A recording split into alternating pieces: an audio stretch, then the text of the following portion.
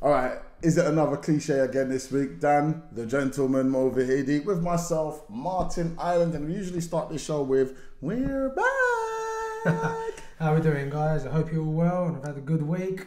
Yeah, firstly, that's the introductions done. Sponsors, let's get into it straight away. We will start with Threads again. Threads deals with any of your MMA customs, t-shirts, printing, design. This is the guy that you need to go to. This is the company you need to go to. Also, our second sponsor for tonight is Aquanero's Bathrooms and Plumbing. Trust me, this guy does plush bathrooms, showers.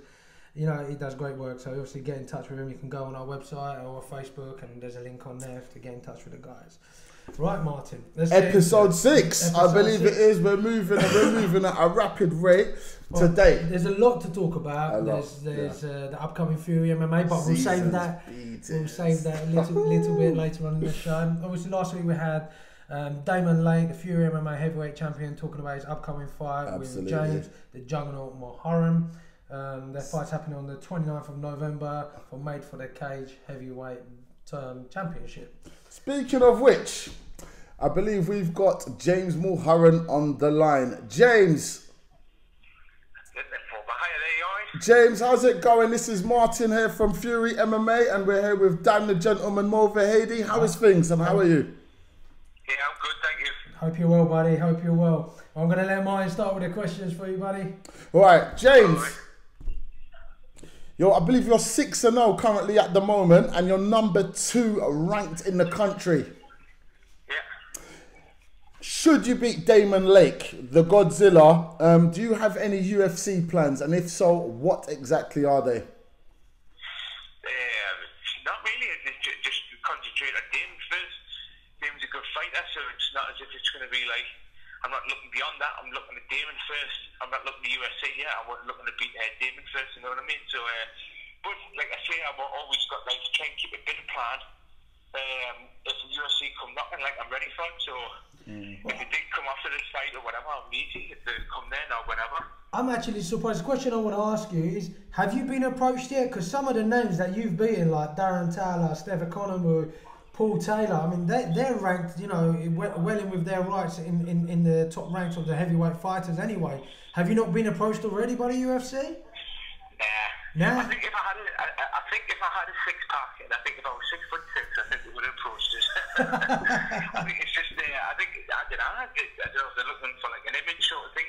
Another thing is, if you win by decision, the UFC don't like to see like decisions. They want to see, if you're coming to their show, they want to see you knocking people out, finishing people. So it's like a catch-22. I know they don't really care, or they're not going to say, oh, well, you defeated Stab. We don't like, oh, he's a great fighter. They don't know. They don't care about that. They just want to see is finishing people. So it's got to be like finishing people at this stage now. Like so, like I mean, obviously I know how tough you are, and everyone in the UK knows how tough Stab and like Darren Taylor, Paul Taylor, and like obviously everyone in Britain knows how tough they are. But the UFC don't really like know. They don't really understand. They don't see like they don't really understand. All they do is look at your record. They say, oh, 2 decisions where he's a born fighter. So they don't really like. I don't know. Maybe I might be wrong, but I feel it's that, and I don't know. Just hopefully you'll change all that. You know, they will be looking at you, because I've looked at some of your fights, and man, you've got some heavy hands. And yeah, you know, don't judge a book by its cover, like they say. You know, you haven't got the six-pack or whatnot, but you can bang. You know, and you come to fight. That, you know, I can definitely say that. Yeah. James, I mean, just need a good foot on it.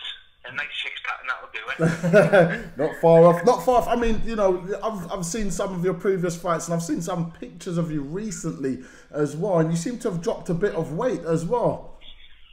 Yeah, well, I always try to lose weight and try to look good, but I just love living life. I love my drink, I love my food, but I know, but the thing is, this is my career now. I want to make a big thing at it, so I know how like I want to. Well, saying that, like I know I haven't got forever.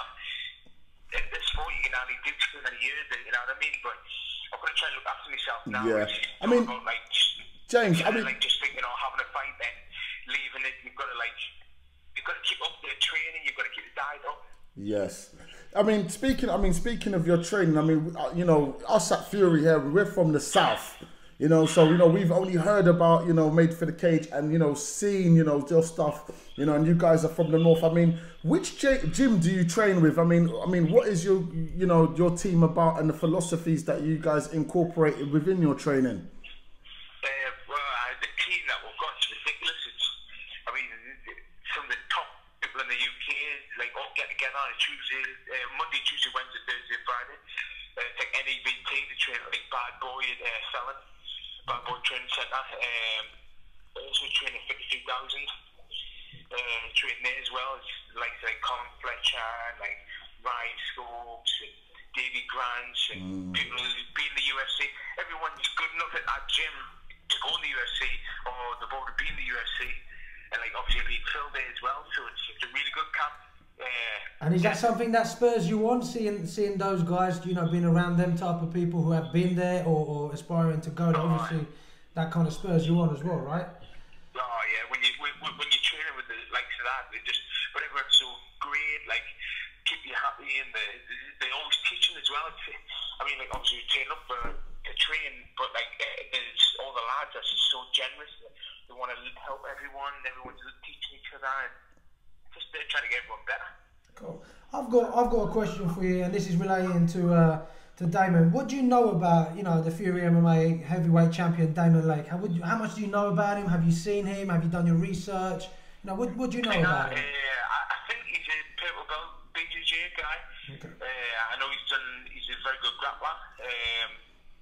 I mean, obviously I watched the fight with Darren, but he said that he got caught there. It's not really like you can't really judge him on that, but I just know he's a good fighter, and I mean he's a big beast of a guy. So he is, and talking about beast, I mean he, you know, for a heavyweight, he has got speed and he's got strength. I mean, in our last show when he won the heavyweight belt, you know, he picked up Thomas, who's 120 kg plus.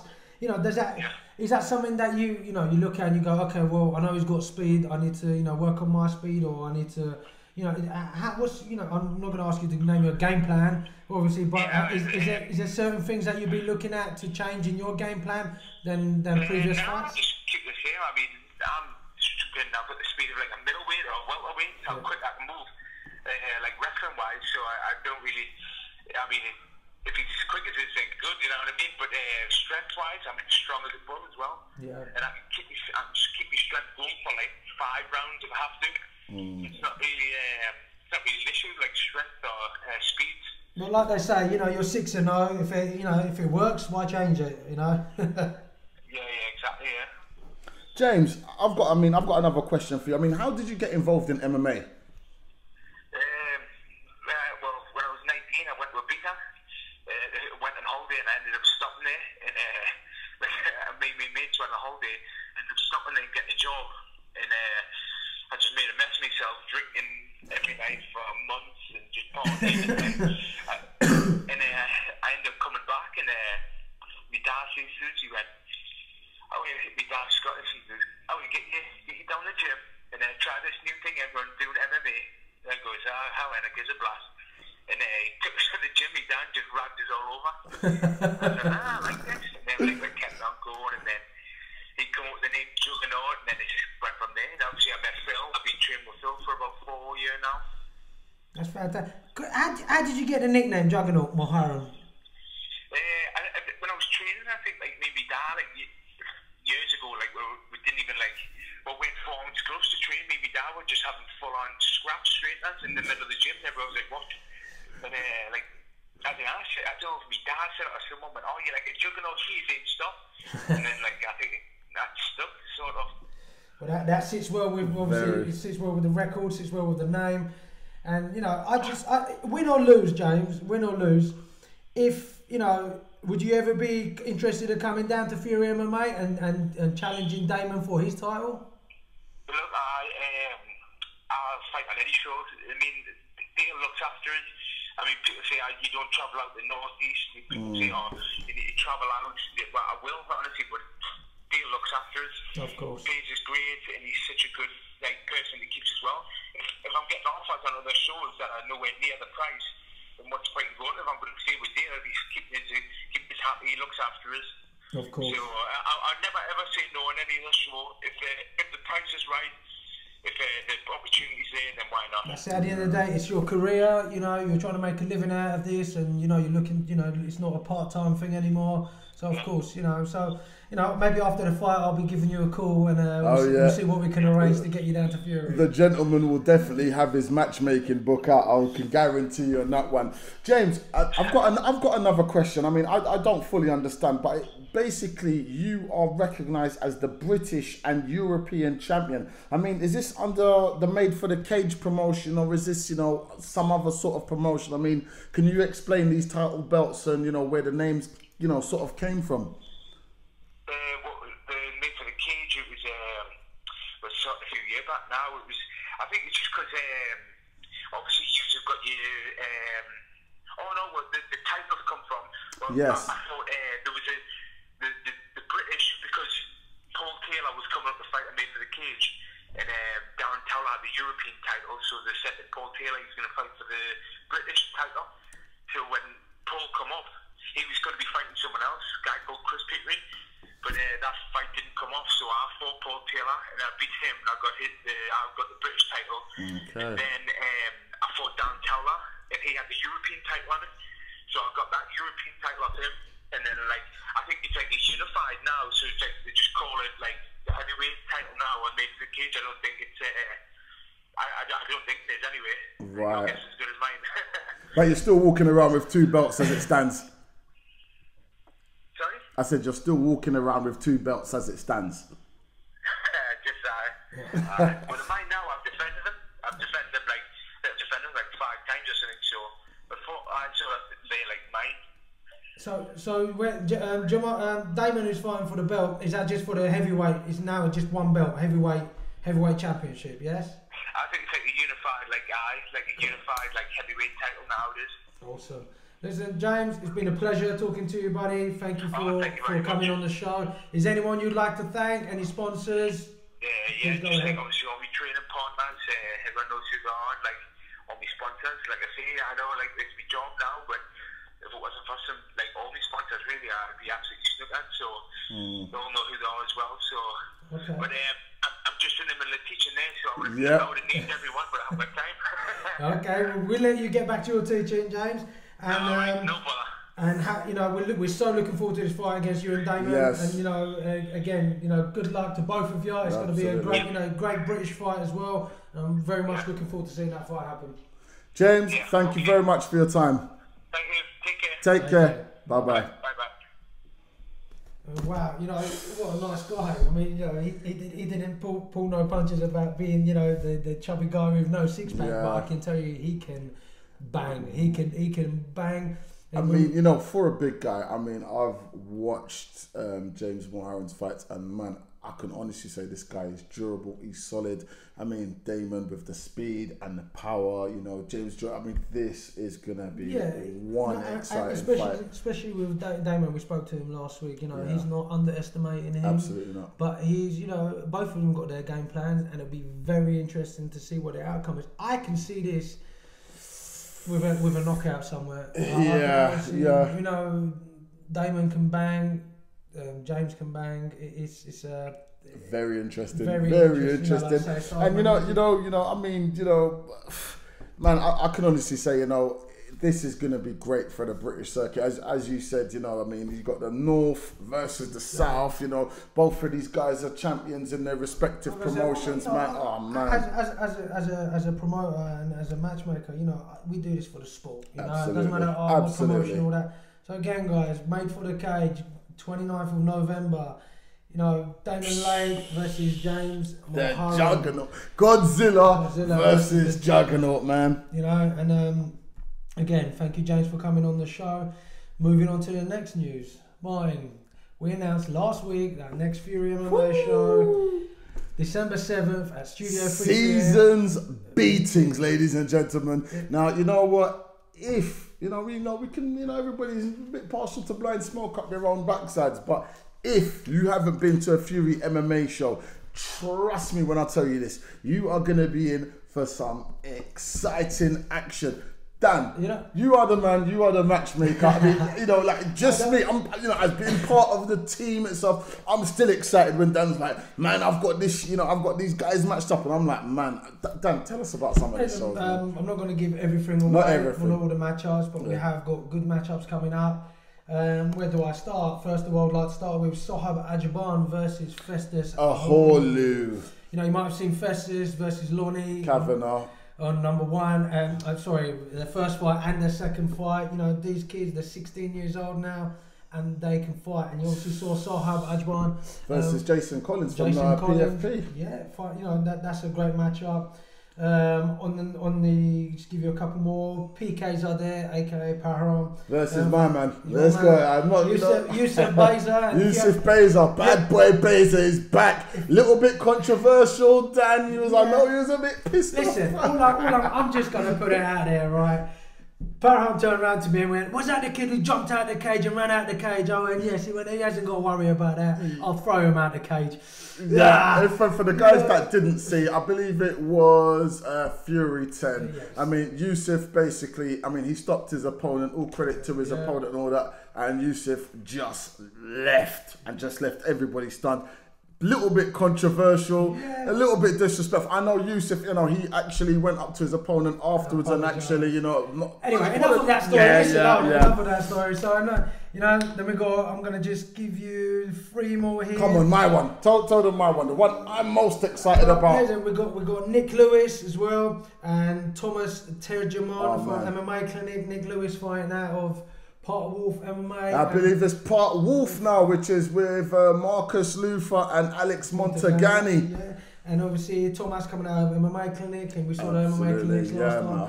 I'm just going to tell you who the co-main event and main event are. Co-main event, Marius Bogdan. No, at the moment he's training in the USA. He's ready, you know, he's been out there from, you know, the established gym over here, Ministry of Martial Arts with Horio. And then we've got Rick Salvaraja from Premier MMA. And I'm telling you, we had Premier on our show a couple of shows ago.